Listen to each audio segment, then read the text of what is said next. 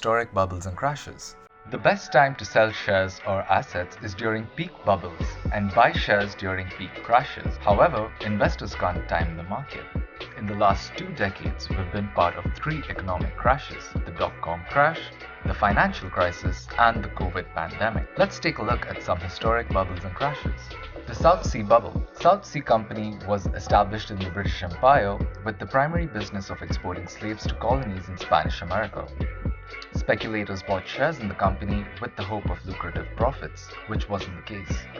The company had a share price of £128 in 1720, with the price rising to £1,000 later in the year, before falling back to £124. The company was valued more than twice of all the land in the British Empire. By the end of 1720, the bubble burst with several investors losing money. Sir Isaac Newton and Jonathan Swift, author of Gulliver's Travels, lost money buying shares in the South Sea Company. Tulip mania. The tulip, a bulb flower, was introduced into the Dutch Empire through trade. The bulb flower became extremely popular among speculators who started to pay higher prices for the plants in 1634.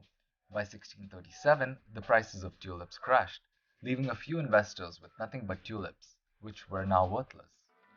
The Roaring Twenties refers to the 1920s, right after World War I, where cities in Western countries enjoyed considerable economic, industrial, and cultural growth.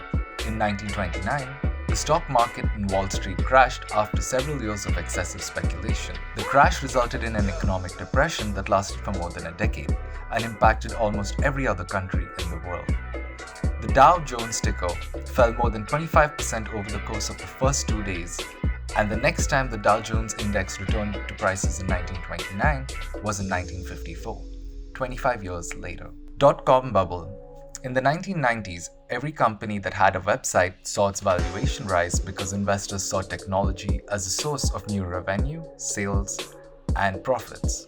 From 1995 to 2000, the price of the Nasdaq rose to over 5,000 from 1,000, a 5x rise in the index. In 2001, the bubble burst with the price of the index falling back from 5,000 to 1,139, a fall of 76%. Even good companies such as Oracle lost over 80% of its share value brought on by the crash. Investors who managed to buy good companies at low prices, such as value investors, made a good profit. The real estate bubble was the rise in prices of property in the USA, leading to high-risk borrowers and bad practices in the banking and investment sector, which led to the 2008 financial crisis. Lehman Brothers, IndyMac, and several other big names too big to fail went bankrupt. The rating agencies were complicit in giving out good ratings to high-risk bonds. Michael Burry managed to short the market and make considerable profits because of the 2007 crisis. The COVID-19 pandemic caused stock markets across the globe to crash around April 2020. Most investors saw restrictions in travel and economic activity as signs for a declining GDP. The Nifty index fell and climbed back by the end of the year with a boost in pharma stocks and technology stocks